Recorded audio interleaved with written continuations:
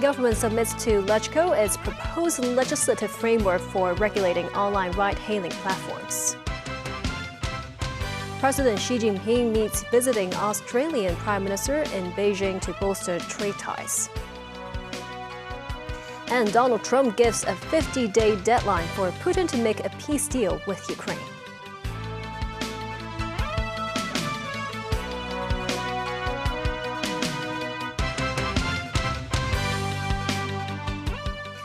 Good evening, and thank you for joining us.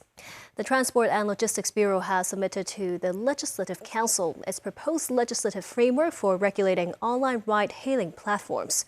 Under the framework, companies, drivers, and vehicles providing such services must obtain operating licenses.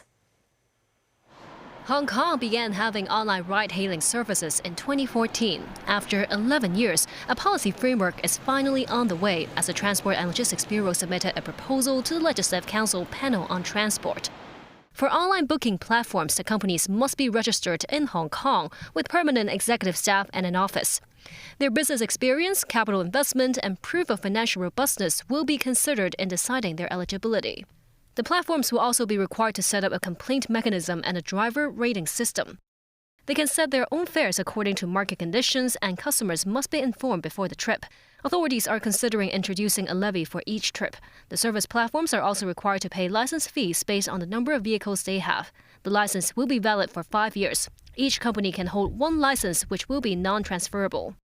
Meanwhile, drivers must be at least 21 years old, hold a private car driving license for at least 1 year, have no records of serious traffic conviction within 5 years prior to the license application. They must pass a designated examination. Their permit will be valid for 5 years, renewable but non-transferable. So far, there is no upper limit on the number of driver's licenses. Drivers can take orders from multiple ride-hailing platforms. The vehicles they drive shall not exceed 7 years old at the time of license application. Apart from annual inspections, the cars need to have commercial vehicle third-party insurance. The car's license will be valid for 1 year and can be renewed for a maximum of 5 years. The taxi owner representative says the move will impinge on the trade, not just in terms of chipping away their clientele, but also the number of taxi drivers. He says young people would rather provide hailing services than driving a cab. Lawmaker Michael Look from the Federation of Trade Unions calls on the government to carefully assess market demands to determine the number of licenses to be issued to online hailing cars, especially their proportion relative to taxis. My take is that we start with things on which we have a consensus, and on this basis we can then go on to resolve other technical issues. The government is aiming to introduce the main amendments to the Legislative Council in the third quarter of this year and complete the scrutiny process within this legislative year. Remnants of tropical cyclone Dennis brought unsettled weather to Hong Kong last week, prompting the government to announce class suspension on Friday, 1 day in advance. But the move sparked criticism after the weather turned out to be not as adverse as expected on Friday. Today, Chief Executive John Lee said the decision by the Steering Committee on handling extreme weather was an absolutely correct one, adding that they tried to make advance arrangements and will learn from the experience. A series of instructions were given to make advanced preparations and minimize the risks. I acknowledge their efforts. Now, these government departments have done a lot, and I believe this is what we should continue to do in the future. Despite the fine weather today, the Hong Kong Observatory's AI forecast model predicts that a broad area of low pressure over the seas east of the Philippines is gradually developing into a tropical cyclone, which is expected to come closest to Hong Kong later this week. Along the Tsim Sha Tsui waterfront, many people were seen shielding themselves from the sun with umbrellas. The observatory says an upper-level anticyclone is covering the northern part of the South China Sea, bringing persistently hot weather to Hong Kong over the next 2 to 3 days. Temperatures around the urban areas reached 32 degrees Celsius, with the mercury in Sheung Shui hitting 33.7 degrees at its highest.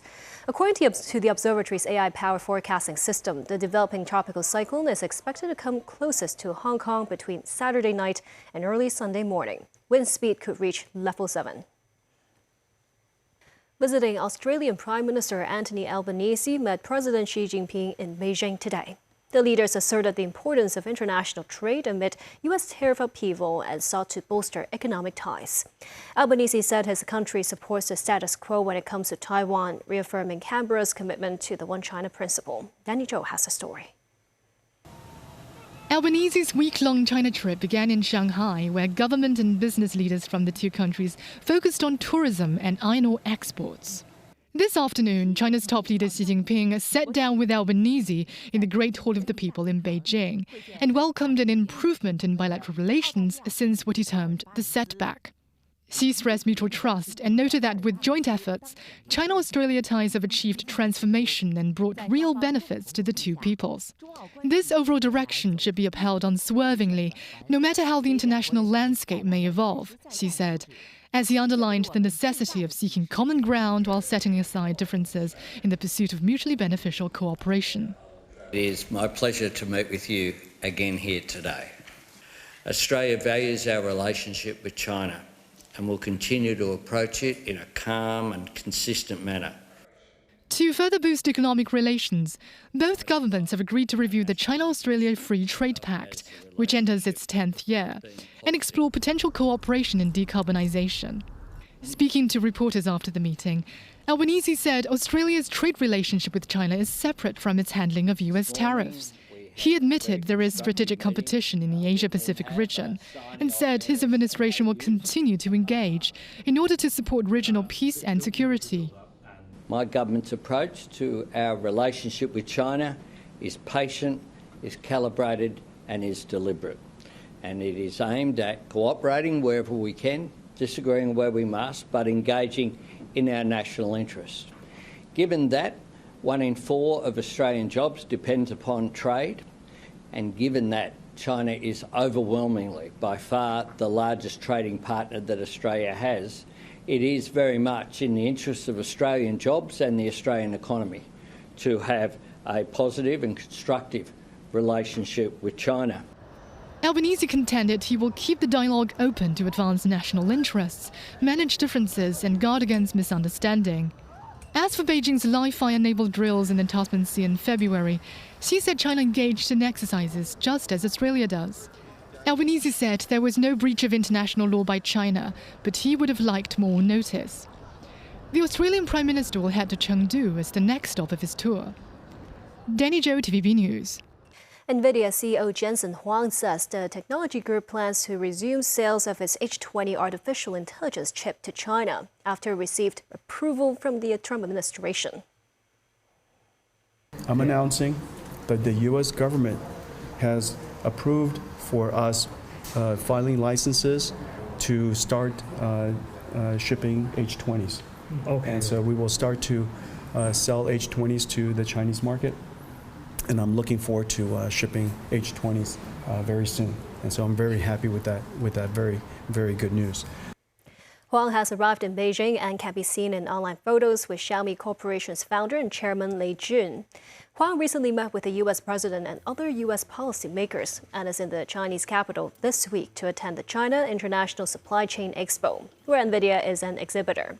The White House announced in April that it would restrict sales of the H20 chips to China, and Huang and other technology leaders have been lobbying Trump to reverse the restrictions, arguing that export controls could end up pushing other countries towards China's AI technology. When asked about the latest Nvidia news, a spokesman for the Chinese Ministry of Foreign Affairs says Beijing firmly opposes the politicization, instrumentalization, and weaponization of technology and economic trade issues. China's economy grew 5.2% year-on-year from April to June despite the trade war with the U.S. In the first half of the year, the Chinese GDP grew at 5.3%. Speaking at a press conference this morning, Sheng Lai-yun, Deputy Director of the National Bureau of Statistics, said China's economy is stable and improving. He said production demand is steadily growing and employment is stable. China's economy slowed in the last quarter as President Donald Trump's trade war escalated, but it still expanded at a robust 5.2% pace. That compares with 5.4% annual growth from January to March. EU trade ministers are studying countermeasures to respond to what they call the absolutely unacceptable U.S. tariff threat. U.S. President Donald Trump threatened over the weekend to impose 30% tariffs on European goods from August 1st if no trade deal is reached. The EU has so far held off on retaliatory measures to avoid an escalation in a trade war, while there remains a chance of negotiating an improved outcome. Tracy Furness has more. EU ministers met in Brussels Monday following Trump's surprise announcement of hefty tariffs, which could have repercussions for governments, companies and consumers on both sides of the Atlantic. We do not want a trade war with the US. We want to avoid it. And we had, I think, many of us, and I want to thank the Commissioner for being very transparent in his negotiations with the US team, the clear impression that we was very, very close an agreement in principle. Unfortunately, it wasn't possible due to this presidential letter, but it is still our major vision that we should reach an agreement. But we also want to send a clear signal that it must be a fair deal for everybody. On Monday, many Italian newspapers splashed on the tariffs, with La Stampa describing them as a tsunami hitting businesses. President of consultancy group Export USA said the tariff might be America's trial number to see which number they may be able to land on. There might be here another dynamics in place. If 10% is manageable, maybe 15 or 20% is also manageable. So let's, use this 30% as a ballon d'essai, and let's see if we can land on 15 or 20. Italian wines are popular in the United States, but the president of the Union of Italian Wines Trade Association warned the price in the US will rise. It's going to change dramatically. Because the same identical wine that now is sold, let's say at $20, is gonna probably go up to over $32. Meanwhile, Mexicans also quickly weighed in to a letter from Trump announcing 30% tariffs to be imposed on Mexico. This man says he thinks Trump is someone who lacks the capacity to look after his country, and aside from harming his country, he is harming other countries. The man says Mexico should be more firm. This as the Trump administration has announced a duty of about 17% on fresh tomatoes from Mexico, which accounts for 2/3 of the tomatoes eaten in the US. Tracy Furness, TVB News. And still ahead, an overview of this year's HKDSE results. Now, results of Consumer Council tests on rechargeable fans. And a significant increase in online job seeking scams.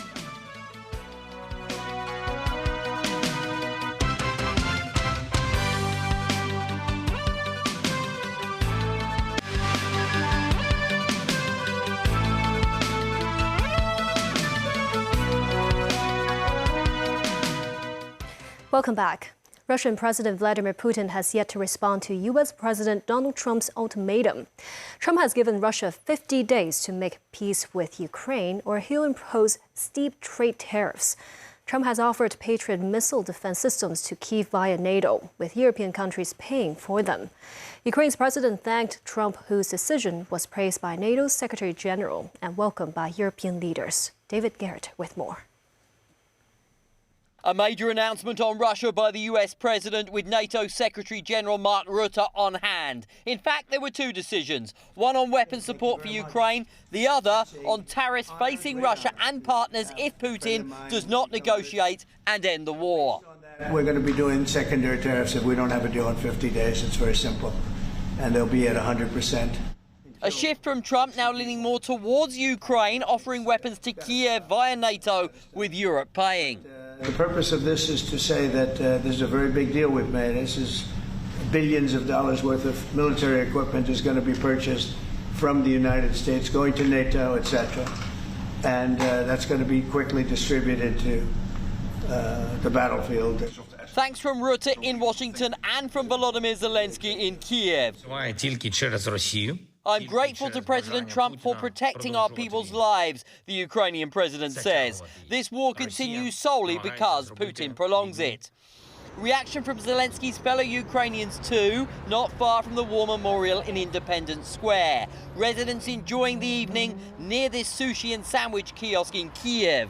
Oles says maybe it will make a 5 or 10% change, but does not see Trump's announcement fundamentally changing things. Nina worries about the future for her grandson and doesn't believe in Trump. I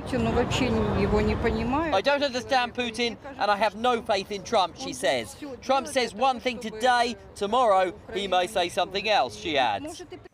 The results for this year's Hong Kong Diploma of Secondary Education Examination, or HKDSE exam, are set to be released tomorrow. More than 16,000 candidates achieved the standard required for admission to the city's 8 publicly funded universities. This year's top-scoring candidate attained 5 double star in 7 subjects, as well as in the mathematics extended part. Timothy Lee tells us more. This year's HKDSE exam saw a surge in candidates to 55,000, with day school candidates reaching more than 42,000. This as the Hong Kong Examinations and Assessment Authority, or HKEAA, noted candidates must attain a minimum 332-A33 grades to apply for Hong Kong's publicly funded universities. That means examinees must attain level 3 in the English and Chinese languages and level 2 in mathematics. They must also achieve a level 3 in 2 elective subjects and get attained in citizenship and social development. More than 16,000 day school candidates have met such requirements, which is an increase of 0.1% from last year, comprising around 38% of total day school candidates. HKEAA Secretary General Wei Xiangdong praised the performances of this year's candidates, noting the increase of students who attain such scores is of great benefit to the city's universities. In terms of the number of top scorers, this year, I think is the record-breaking year, okay, the highest over the history of DSE examination. Meanwhile, this year's top scorer, a male student, attained 5 double stars in 7 subjects, as well as the mathematics extended part. Another 10 people attained 5 double stars in 6 subjects and the mathematics extended part. The HKEAA said there has been an increase of DSE candidates to 55,000, a rise of around 10% from last year. To cope with the increased figure, the authority has enhanced the vetting procedure and arranged additional examination centers and personnel to conduct the exams. Timothy Lee, TVB News. To fight sweltering heat in the summer, portable fans are popular among some residents. The Consumer Council has conducted tests on the performance and safety issues of some models. The tests found the speed of airflow rate of models can vary by more than 1.5 times. Zoe Ye reports. The Consumer Council tested 18 rechargeable portable fan models under 2 categories. For the lighter handheld models, the measured airflow rate ranged from 0.91 to 2.34 cubic meters per minute, with the difference exceeding 1.5 times. Among heavier models, some with a fan head of 6 centimeters in diameter produced speeds of airflow rate that almost doubled that of other models. And pricier isn't always better. Among these 6 samples, we have the most expensive models and also the cheapest models. So that means the pricing for the products is not necessarily related to the quality and safety of the products. Regarding safety, most models passed overheating and overcharging protection tests. However, one failed to meet temperature requirements while charging. According to international safety standards, the maximum temperature rise of the battery surface during charging should not exceed 20 degrees Celsius. But one model rose by 31.6 degrees Celsius. Expert has pointed out that high battery surface temperature is unlikely to cause combustions or explosions. However, it may accelerate the battery aging. The Council advised consumers to immediately disconnect power if they noticed abnormal overheating or smell from the fan. Additionally, all instruction manuals were found to be inadequate. For example, warnings such as "do not allow children to play with this product" were absent. The Council has urged fan manufacturers to upgrade user manuals to meet standard requirements. The Council added they will send test findings to customs for follow-up action. Zoe Ye, TVB News. Police have reported a 92.1% year-on-year increase in online job-seeking scams during the first 5 months of this year. Some scammers lure victims into messaging app groups by promising rewards for completing tasks online, only to swindle them out of their money. The largest single case involved losses of over $6 million. Jenny Jiang has more. A 50-year-old housewife surnamed Chen was added to a so-called online job-seeking WhatsApp group by strangers late last year. She was told she could earn $50 per task by searching for products on a supermarket website, taking pictures, and generating online flow. With over 30 tasks on average per day, she might earn over $1,000. But within weeks, Ms. Chen lost her entire life savings of $2.6 million. Ms. Chen said she thought the supermarket brands are trustworthy. Once she had a doubt, the scammers would reassure her that completing tasks would guarantee payment. Chen could receive small payouts at first, but why did she end up paying instead? Police clinical psychologist Wen Qingpeng said after withdrawing $2,000 twice, customer service staff in the group immediately told Chen that she had violated platform rules and demanded fines and platform repair fees. Superintendent of Police Cybersecurity Division Hui Yi said other people in the group piled pressures on victims by stirring up complaints. Victims felt obliged to solve problems under group coercion, paying thousands to even hundreds of thousands. Scammers also impersonated travel sites like Trip.com and Agoda to form similar groups in Telegram. Similar tasks include fake review and social media engagement, advertised as no experience needed. The largest money loss was $6.2 million from a 51-year-old man after encountering fake e-commerce scammers on Facebook. There is also a woman in her 20s who was defrauded of more than $2 million in a single day. Some involved claimed they would exit the group after withdrawing small profits. However, the police warned this may implicate them in money laundering. The police remind the public to use trustworthy platforms when looking for jobs, as legitimate employers will never request upfront payments. Citizens can use the Scam Meter app to identify suspicious or fraudulent websites or phone numbers. Jenny Jiang, TVB News. And that's the news. Thank you for watching.